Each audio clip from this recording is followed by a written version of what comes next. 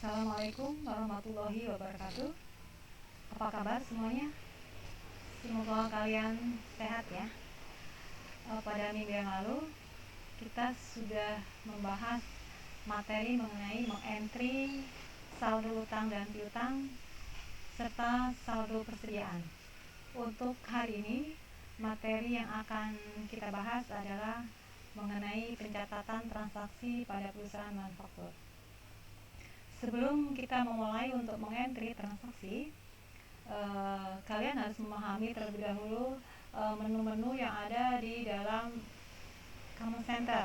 Modul apa saja yang akan kita pergunakan, kita pakai di dalam transaksi keuangannya. Yang pertama adalah modul banking. Modul banking yang pertama adalah spend money. Spend money ini untuk mencatat transaksi pengeluaran baik kas bank maupun kas kecil yang bukan dari pembayaran utang dagang. Contohnya adalah pembayaran beban. Yang kedua, receive money. Ini untuk mencatat transaksi penerimaan kas bank atau kas kecil yang bukan dari penerimaan piutang. Contohnya adalah penerimaan pendapatan lain-lain. Modul kedua adalah sales. Sales ini ada enter sales dan receive payment. Enter sales ini untuk mencatat transaksi penjualan kredit dan tunai serta untuk mencatat retur penjualan. Sedangkan untuk receive payment ini untuk mencatat transaksi khusus penerimaan piutang dagang. Modul yang ketiga adalah purchases.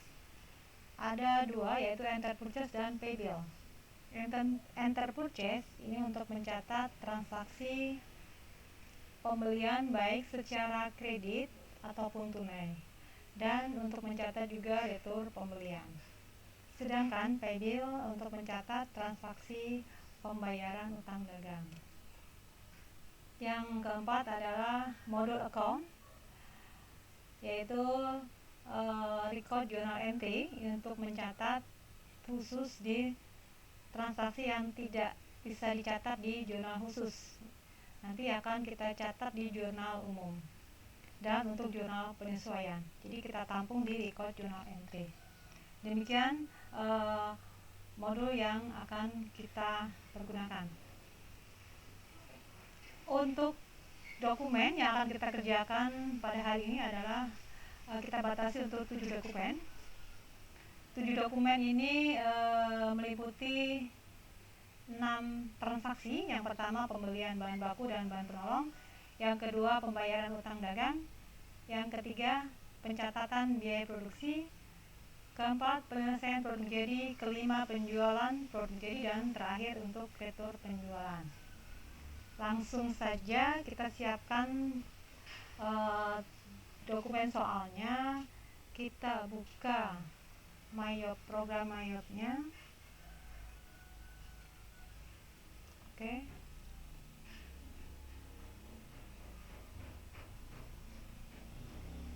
Nah, sudah siap program MyYop. Kita mulai untuk transaksi yang pertama ya.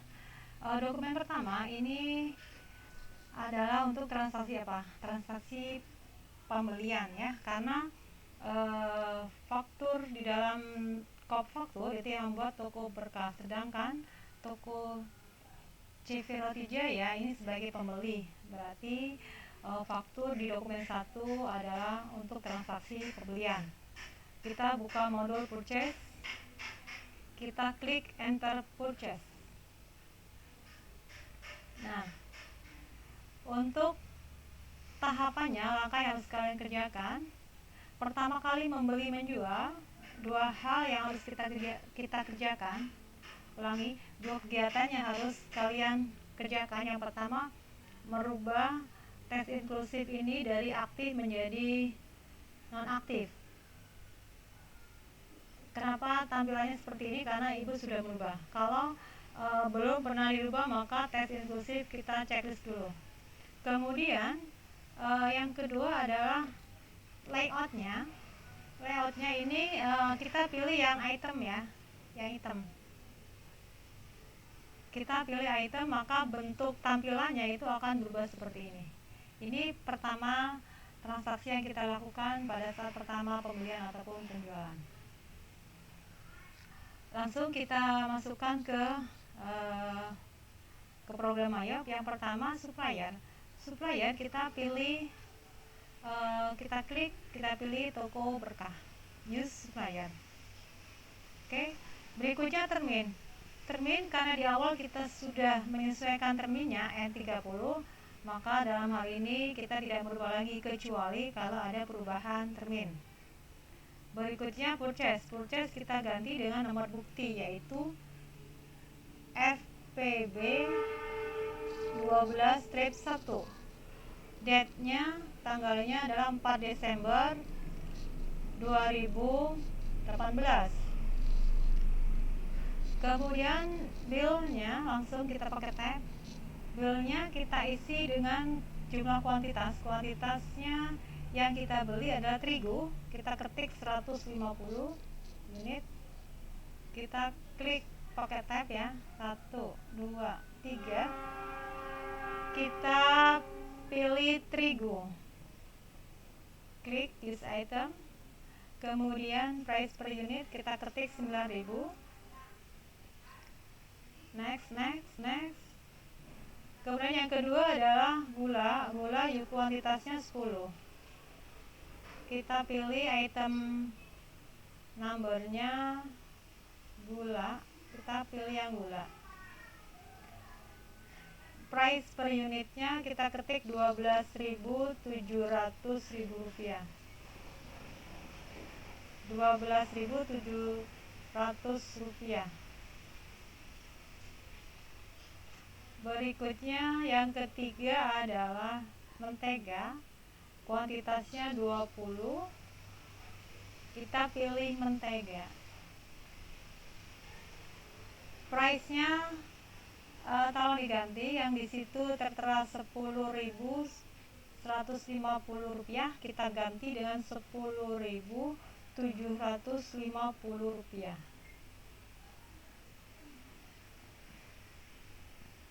Nah, sebelum kita record, maka kita pastikan bahwa balance due ini harus sama dengan total yang ada di faktur, yaitu 1.861.200 rupiah. Kalau transaksinya kredit, maka pay today kita kosongkan. Inilah yang membedakan antara tunai dan kredit. Tetapi kalau transaksi pembeliannya itu tunai, maka pay today ini kita isi. Karena ini kredit berarti kita biarkan ya, balance due-nya muncul 1.861.200 rupiah. Kalau sudah betul, kita klik record.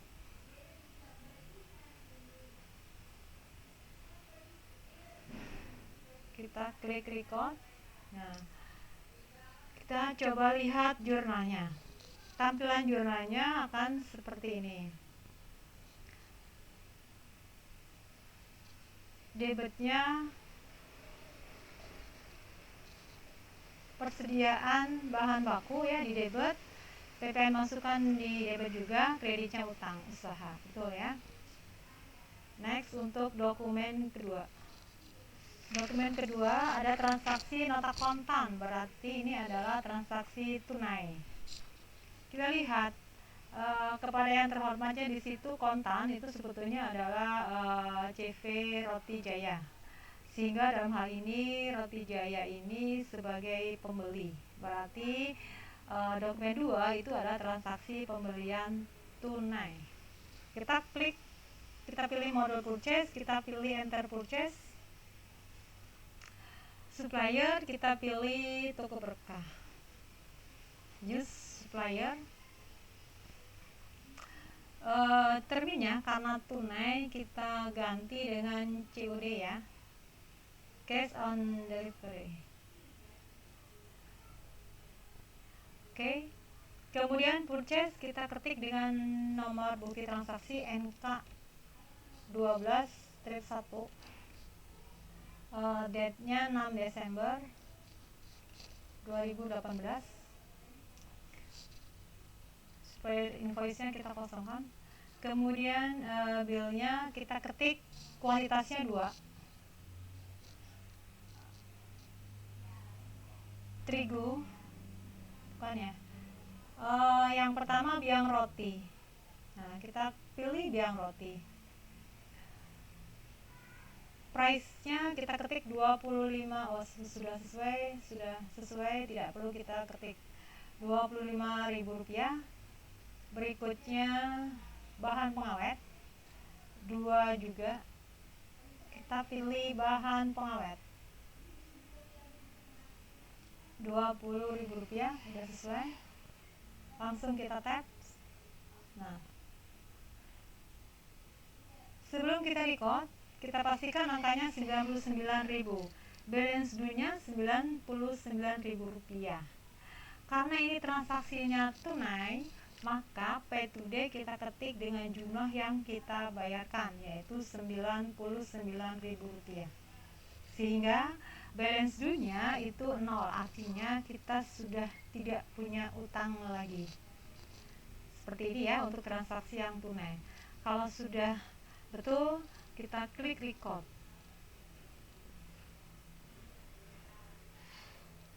Kita klik record. Ini no ya. Oke.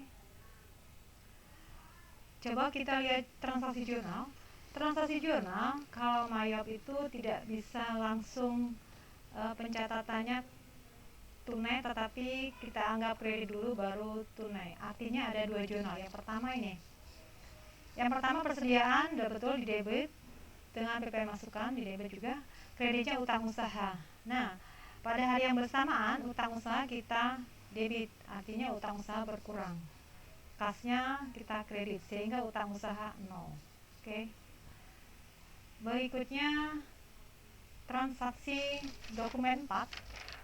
Dokumen 4 ini adalah transaksi biaya produksi ya, yaitu pemakaian bahan baku dan bahan penolong. Untuk pemakaian bahan baku dan bahan penolong, kita pilih modul inventory. Kita pilih adjust inventory. Kemudian kita isi biasa inventory journal number, kita isi nomor bukti, yaitu BM12-1, date-nya 09/12/2018. Menunya adalah pemakaian, kita ketik pemakaian bahan baku dan bahan penolong.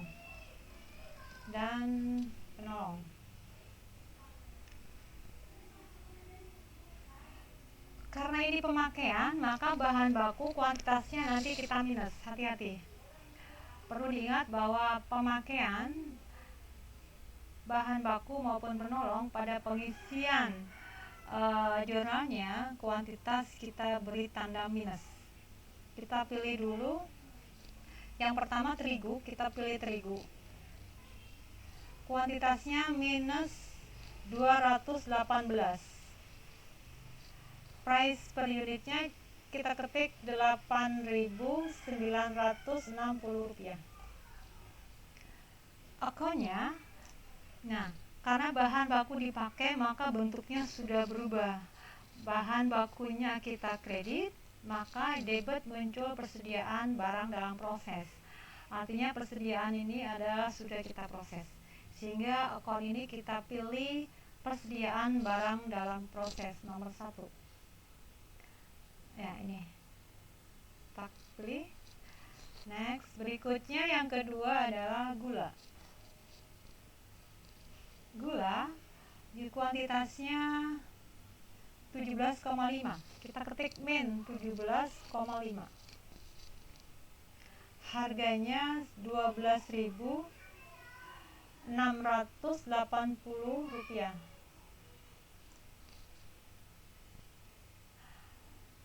Akunnya juga sama, yaitu nomornya 1/1220. Langsung saja kita ketik nomornya ya. Berikutnya adalah yang ketiga, mentega. Nah ini mentega min 8,7. unit costnya 10.150.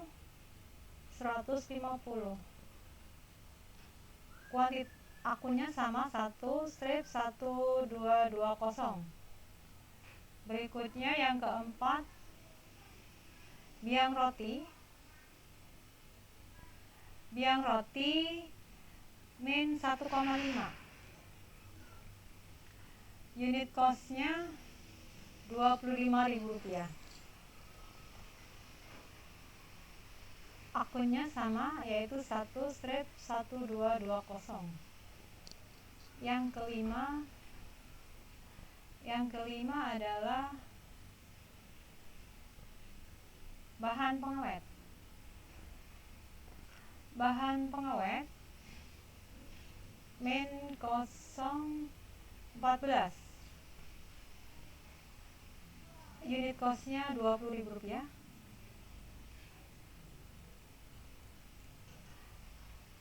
Akunnya sama, 1/1220. Yang terakhir,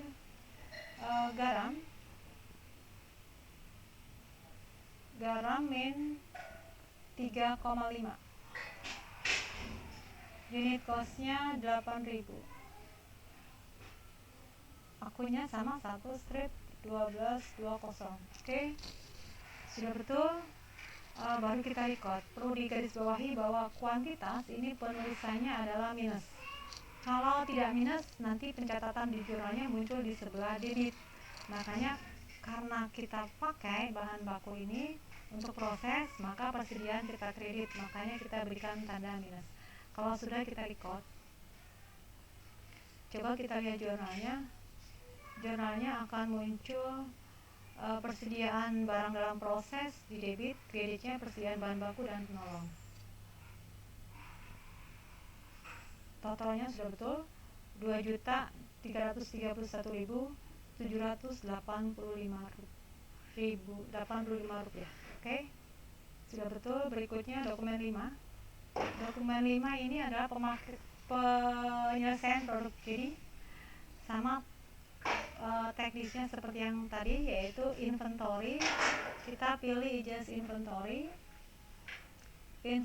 journal number, kita isi nomor bukti PM12-2, date-nya 10 Desember 2018. Memonya kita ketik dengan penyelesaian produksi 700 roti tawar. Nah,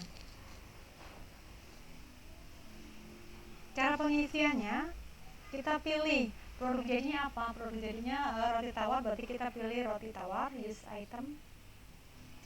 Kuantitasnya, jumlah yang diproduksi untuk menjadi produk selesai berapa unit.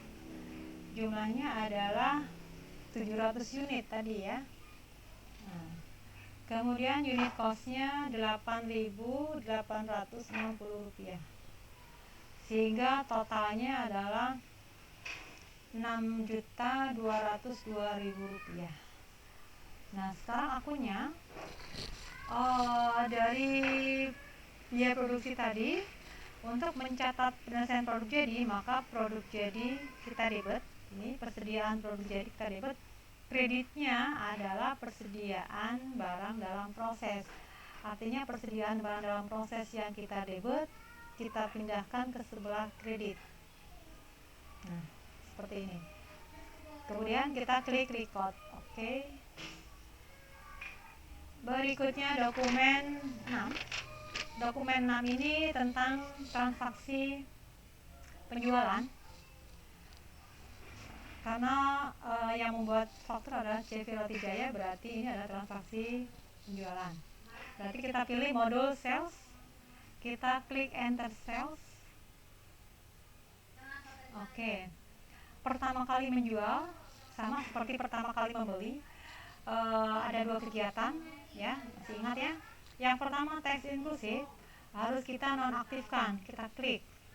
Kemudian yang kedua layout, layout kita pilih yang item ya. Nih yang kedua, pilihnya yang hitam ya, bukan yang putih ya. Kalau sudah kita klik OK, nah akan berubah bentuknya seperti ini. Customer kita pilih toko harum. Nah yang kedua, oke. Terminnya karena kita sudah buat di awal berarti sudah sesuai ya, tidak perlu kita rubah kecuali kalau terminnya ini berubah. Kemudian invoice kita ketik dengan nomor fakturnya, yaitu FPJ 12-1, date-nya 10 Desember 2018. Oke. Berikutnya kita masuk ke kolom ship. Ship ini adalah kuantitas. Kuantitas yang kita jual berapa jumlahnya, kita ketik 300. Produknya karena satu, kita ketik di situ roti tawar. Kemudian harga jualnya Rp13.000.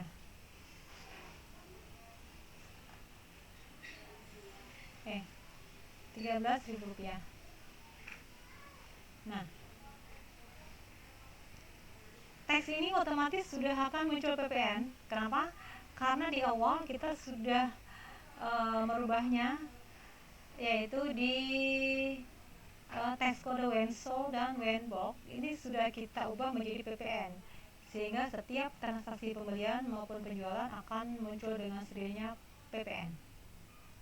Sebelum kita klik record, maka kita pastikan jumlah balance due-nya itu sesuai dengan total yang ada di faktur. Sudah sesuai ya, 4.290. Karena ini kredit, maka pay today kita kosongkan. Artinya kita punya tagihan. Kalau sudah dirasa betul, baru kita record. Oke, record.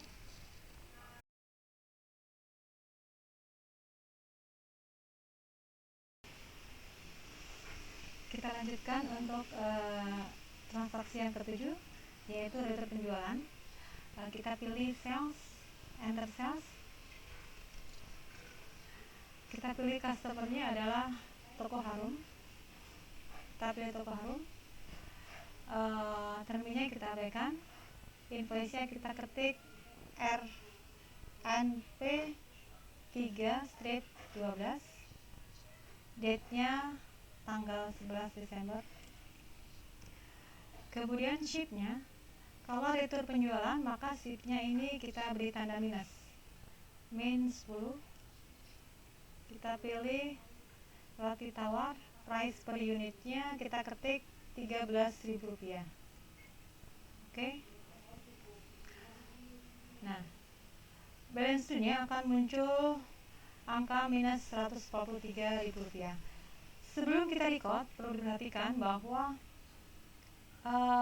ada yang perlu kita rubah, yaitu karena retur maka akan muncul di debit itu sales retur, muncul retur penjualan. Nah, karena kita belum edit, maka kita ganti penjualan dengan akun retur penjualan. Caranya kita cari tanda panah M01, kita klik,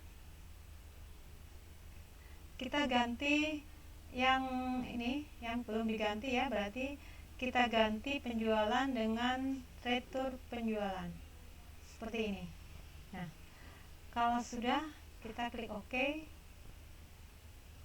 maka sales akan berubah, penjualan akan berubah menjadi retur penjualan. Kalau sudah, baru kita klik record. Nah, itu yang pertama. Yang berikutnya, untuk pencatatan retur, kita pilih register. Kemudian kita klik retur and credit. Udah. Kita klik apply to sell. Kemudian ID-nya kita ganti dengan nomor bukti RNP 3/12. Date-nya 11 Desember. Nah, amount applied kita pilih piutangnya berkurang di sel yang berapa. Ini menunjukkan bahwa ini ada dua ya, ada dua sel. Yang pertama muncul piutang tanggal 1 Desember, atau kita ke toko harum punya tagihan di awal.